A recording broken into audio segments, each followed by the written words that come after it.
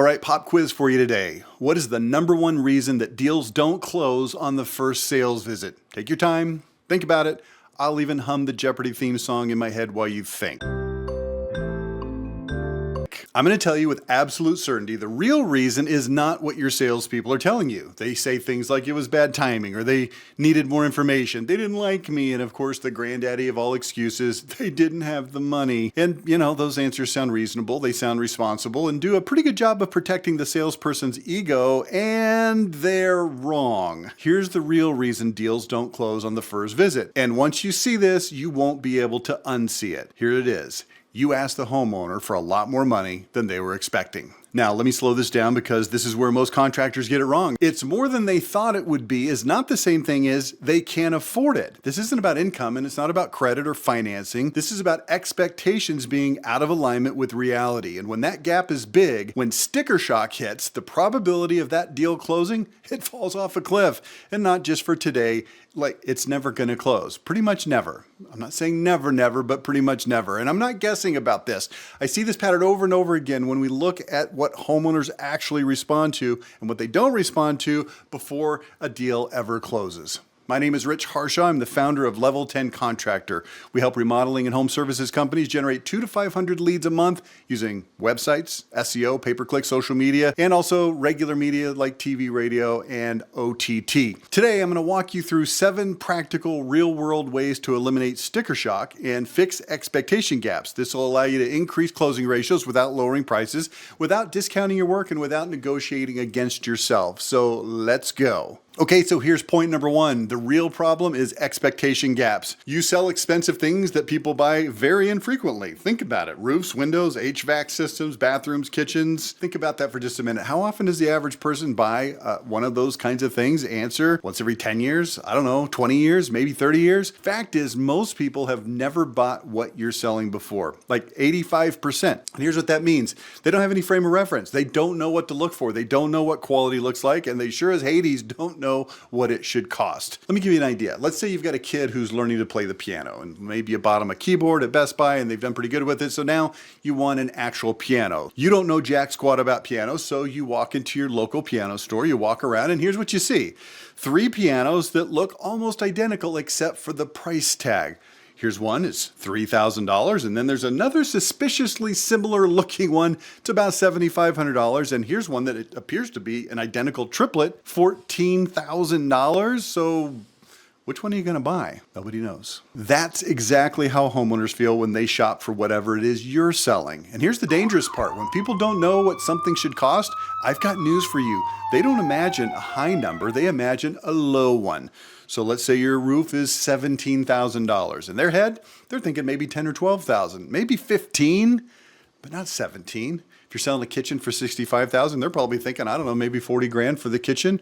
It's hard to tell. It doesn't matter what you sell. Almost nobody has any idea how much this stuff should cost. They just haven't ever bought it before. Now, picture this moment. You're sitting in the kitchen table. The rapport is good. The presentation went awesome. And you slide that proposal across the table or iPad, whatever you use. And in that moment, the homeowner, here's what they're not thinking. They're not thinking financing. Here's what they're doing. They're looking at that and they're saying, holy freaking crap, 17 grand? This is when you realize that actors are overpaid, because literally anybody can act, because they're not going to let you know that that price is too high. At least they're going to try to not wear it on their face, right? The prospect does what? They just sit there, they're calm, cool, collected, and they're thinking in their head, there's no way, no how, this ain't happening. And that gap, the difference between the number in their head and the number on your proposal, that's where deals die. And here's the important part. It almost never shows up honestly. They don't say no. What do they say? You know. Oh, we need to think about it. I need to get a couple of more bids. I need to give it to my brother-in-law, who's somehow their financial advisor. My favorite one, I have a wedding that I need to go to in Florida. The wedding is always in Florida for some reason. They're phantom objections. They're not real. But usually it's not even a money problem that's keeping them, that's making them pause and delay. It's a missing context problem. And when you misdiagnose the problem, you start trying to do all the wrong things. You discount, you negotiate, you over-explain, you chase. And all of that kills margin if you can somehow manage to salvage the deal, which usually you can't. Now, the good news is, because it's an expectation problem and not an actual money problem in most cases, you can fix it. You can engineer their expectations, but you have to do it before you ever set foot in their home. If you wait until the home, it's just too late. All right, so I want you to tell me in the comments, as an owner or a marketer, when deals don't close with your team, what's the number one reason that you hear from either your team or from the homeowners that they need to think about it? Is it getting bids? Is it bad timing? Drop it into the comments. I want to notice how consistent this pattern actually is. Let's go to point 2, which is your website and your advertising must precondition price. So if you want to fix this sticker shock problem, you've got to stop trying to fix it at the kitchen table. That's like trying to put your seatbelt on after you hit a tree. It's too late, okay? The solution starts earlier. It starts on your website and in your advertising, because by the time they land on your site, expectations are already forming. And by the time your salesperson shows up at their house, it's pretty much baked, okay? Every prospect checks your website, all of them, every single one, even your referrals, even people who already trust you. And this is where most contractor websites completely swing and miss. It's a whiff. They either have websites that look nice, but don't say anything, or they just list services like it's a freaking dinner menu. We do roofs, we do windows, we do kitchens. Cool story, bro. So does everybody else. Here's what's missing: identity. And let me be very specific what that word means. In the context of Level 10 Contractor, when I say identity, I'm talking about words, phrases, and images used with power, precision, and passion that instantly, definitively communicate who you are, how you're different and better, and what customers can expect when they do business with you. If your website can't do that, if it can't clearly and immediately tell people why you're different, then here's what happens. Your salesperson is forced to try to do it live, under pressure, in a stranger's house with a barking dog and a kid running around, and the homeowner trying to decide whether this is going to be something smooth or it's going to be a total circus. And that's not fair to the salesperson. It's not effective. It doesn't work. Your website should answer the questions that homeowners are already asking themselves, whether they admit it or not.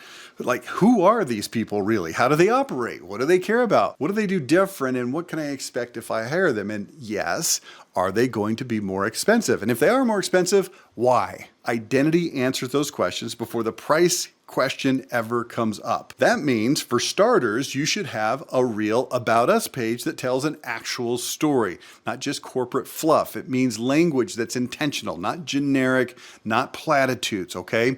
It means images that show how work gets done, not just pretty finished shots. Case studies with specifics instead of a bunch of adjectives.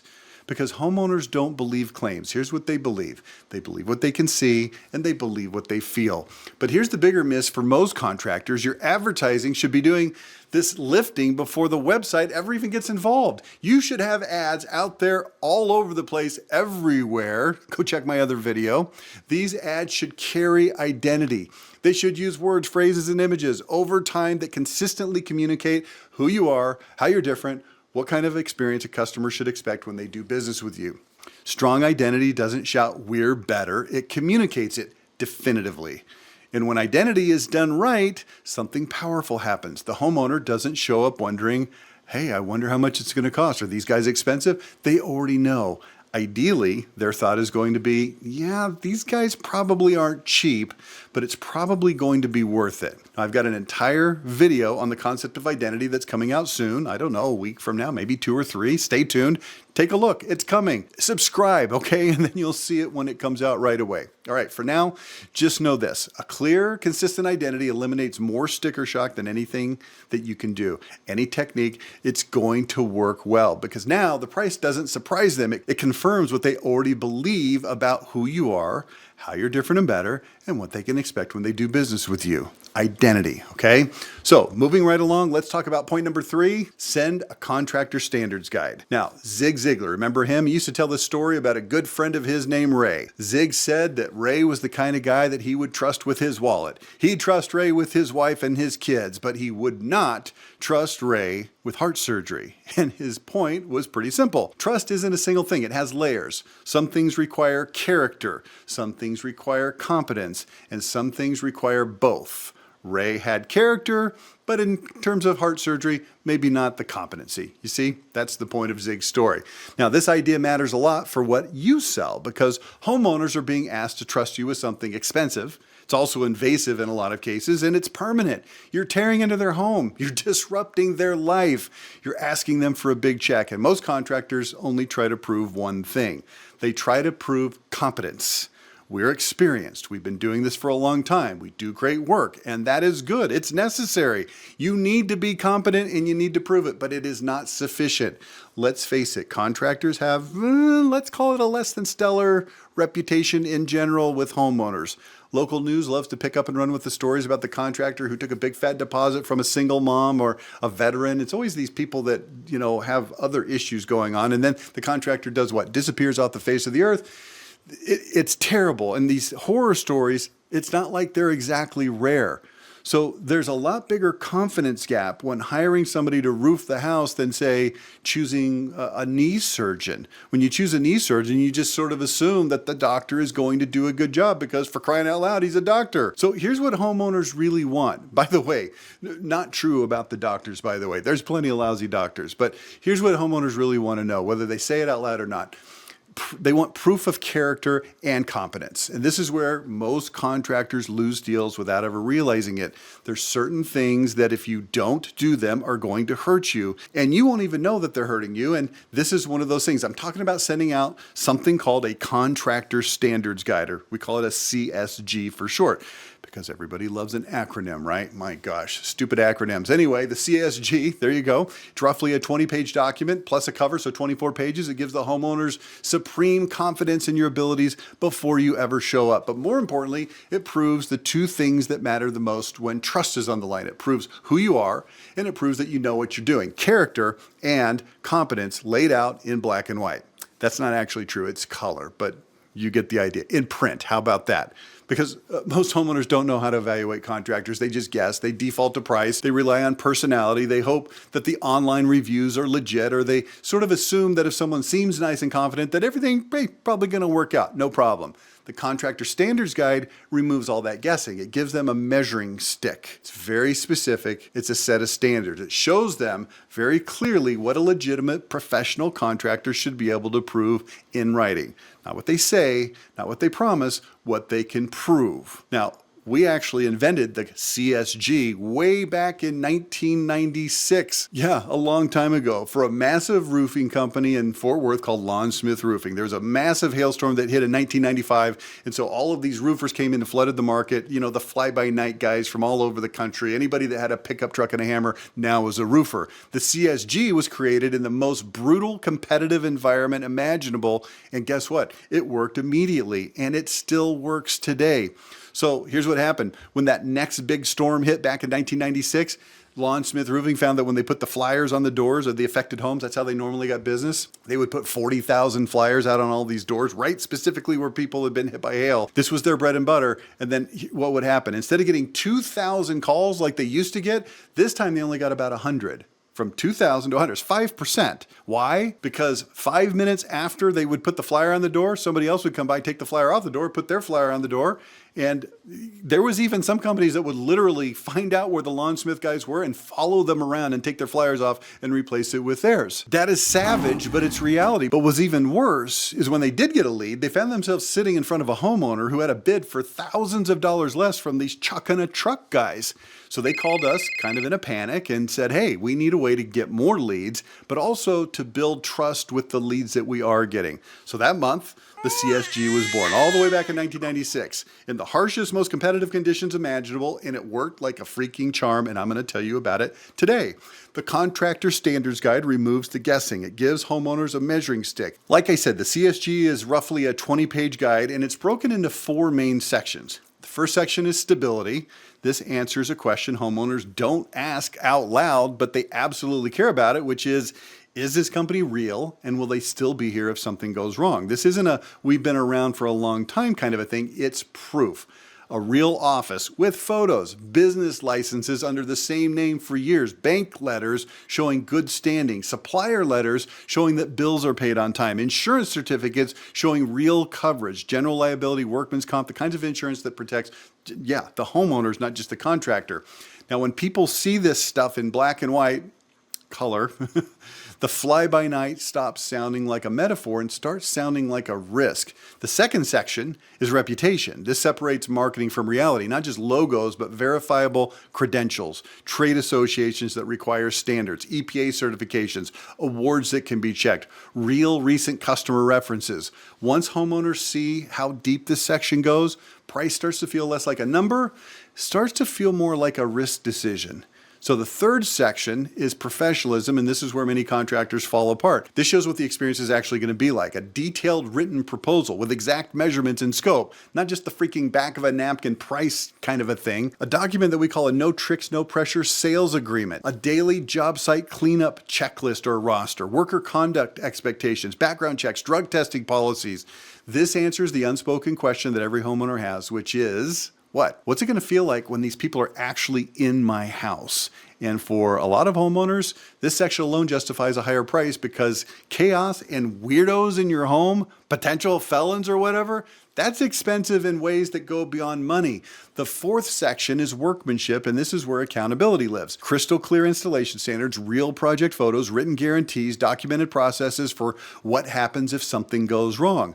This is confidence on paper. And confidence, it's not cheap, and the homeowner wants to know that. So there's 4 sections. Each of them has about 4 or 5 different points for a total of about 20 things. And then the guide ends up with a simple comparison checklist that homeowners can use when they talk to other contractors. And once people stop guessing and start measuring, cheap stops feeling smart to the homeowner. Professional starts feeling safe.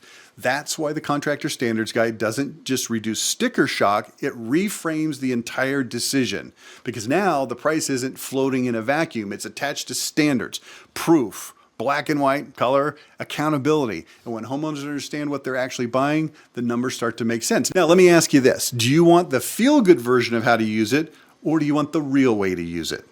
The feel-good way is you create this thing, you go through the time and effort to collect it all, put it into a design layout thing that looks awesome, and then you put it in a PDF and you email it to people before you go to the meeting. It's not really that effective though, because the problem is email. It lowers the perceived value of the guide, and honestly, a lot of people aren't going to even take a look. Here's the real way to use it. You're going to print that sucker out, yes, on paper, and you're going to mail it to the prospect before the meeting. Nothing builds authority like a pre-appointment package landing in their lap with a CSG in there that builds authority based on content. And yes, it costs money. But in reality, it's not a cost, it's an investment, because you will see a sales conversion ratio when you start using this thing. If you're really advanced, I can show you how to use a program Amazon has called MCF, and you can do this automatically so it gets delivered by Amazon Prime in 2 days or less with no effort on your part. But that goes beyond the scope of today's video. Just know this, if you want authority in the home, the CSG is one of the best ways to establish it. Now, I want to stay on this topic and move on to point number 4, which is reinforcing the guide, the CSG, during the confirmation call. And this is where a lot of contractors mess it up. They send the guide out, they spend the money, they take the time and effort, and they're proud of themselves, and then they assume that the homeowner is actually going to read it. And that assumption is usually wrong. This is where the confirmation call matters. I'm not talking about the, hey, just calling to confirm Tuesday at 2 o'clock kind of a call. I'm talking about a call that frames the entire appointment. What you want to do is confirm that they received the guide. You explain why it matters. You direct them to specific sections and you position it correctly. Not as a defense of your price, but as a way to help them evaluate any contractor that they talk to. I mean, you're already doing confirmation calls anyway, right? I mean, I hope you are, so this shouldn't be that hard to add into your mix. And if you're not doing confirmation calls, and it's not just the physical phone call either, I want you to think in terms of emails and text messages, and particularly text messages. These are going to work together to get people to pay attention and understand the gravity of the $17,000 decision they're about to make with you. Now, one last point, and then I'm going to move on. The CSG confirmation call becomes a quiet filter. Homeowners who care about standards are going to lean in. They're going to be interested. They're going to pay attention. Homeowners who only care about a price, they're going to tend to drift out a little bit more. And that's not a loss. That's margin protection. Okay, let's go on now to point number 5, which is to put it in black and white during the sales meeting. All right, what do I mean by this? During the sales meeting, the CSG is going to become even more powerful. There's an old saying that people believe what they see, not what they hear. You've heard that before? The written word becomes a second witness in the room. So if the homeowner read the CSG prior to the sales meeting, that's awesome. You reinforce it. If they don't read it or they didn't have a chance to read it, that's okay too. You just calmly walk them through it, not pitching, not pressuring, educating. And when you finally do get to pricing, the number is no longer going to feel random or like a ransom, to use two similar words. It's going to feel logical. It's going to feel earned. Not because the salesperson explained it better, but because the homeowner can see exactly what the price is and what they're paying for. Now you might think, we already cover all that in our sales presentation or in your company story or whatever. No, you don't.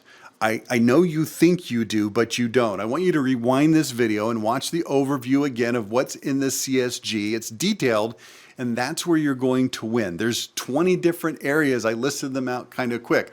Now, if you'd like to see me do a detailed video just about the CSG, including exactly what goes in it, how to design it, how to get it printed, how to use Amazon to fulfill it, just drop a comment below that says CSG. If I get enough comments, I'll make the video. If I don't, I ain't making the video. It's up to you, okay? So let's move on to our 6th out of 7 points, which is let them shop using your standards. Now, hopefully, you're going to just close the deal, obviously, and hopefully you'll close at a higher percentage, up 2 or 3 or 5 points. Maybe your closing ratio goes from 32% to 38% or something like that. That's real money, getting more closes out of your existing leads. That's very smart. That's a money maker. But if you still don't close, here's the counterintuitive part. I want you to encourage your prospects to shop you. I know contractors hate that. It feels like you're kind of losing control. It feels like you're about to get your teeth kicked in by some lowballer. But you're not just letting them blindly shop. You're letting them shop using your standards. So when they go talk to other contractors, the gap is going to start to show up. They're not going to be able to show the licenses. They're not going to have the detailed proposals. They're not going to have the written standards. No written proof of insurance. No cleanup policies. No accountability. Remember the no tricks, no pressure sales agreement? They're not going to have that. And once somebody has tried to ask for these licenses and insurance certificates, written standards, all the guarantees, all that stuff from a cheaper contractor, they rarely forget how uncomfortable the comparison feels. Now, let me be clear. Even if the other contractors have some or all of those things, guess what? It's very unlikely that they're actually going to have copies of those things at the sales appointment. Remember, seeing versus hearing about it, proving it. The gap there, it matters a lot. You're going to be showing it. Others are going to be telling a story about, trust me, bro, we have that stuff. If you have them shop, educated prospects are going to come back more often than you think. Maybe not right away, but you'll be shocked at how many end up coming back. Set it up right, give them permission to shop, and then make it easy to come back. They will. And look, I think you can verify just mentally thinking through it. That's true. If this kind of breakdown is useful, this is what we do here. I explain why marketing and sales actually fail for most contractors and how to fix it without gimmicks. Subscribe to this channel if you want more of this kind of content because it compounds. Let's go on to point number 7, which is selling to friends, not strangers. This last point isn't really a tactic, it's the environment that makes everything else work. Selling to friends instead of strangers means that the homeowner already knows who you are before the first call. They've seen your ads. They recognize your name. They understand your positioning. They know your identity. They have a sense of how you think. They know what your values are. They know how you operate. That familiarity creates trust. And trust reduces fear, and reduced fear kills sticker shock. Friends expect you to cost more. Strangers don't. They just want the cheapest price. Strangers are surprised by your price. Friends are prepared for it. And when most of your leads come from people that already know you, everything else upstream improves. The website reinforces what they already believe. The standards guide feels obvious instead of defensive. The confirmation call feels collaborative. The sales meeting feels calmer. The price feels more logical. You are authentically becoming a true consumer advocate, and people appreciate that. They're friends when you're in the house because you're not starting from zero. You're starting from earned authority. Friends don't expect you to cost more. They expect you to have your act together. And when your expectations are set early, through identity, advertising, education, price stops being the villain. It just becomes the cost of doing it, right. All right, let's go ahead and land the plane here. Sticker shock isn't a pricing problem, it's an expectation problem. If you fix expectations, closing ratios, they're gonna go up without discounting, without negotiating, without chasing. Price stops being the problem, and you will sell more at higher margins and make more money. Thanks for watching. I'll talk to you next time.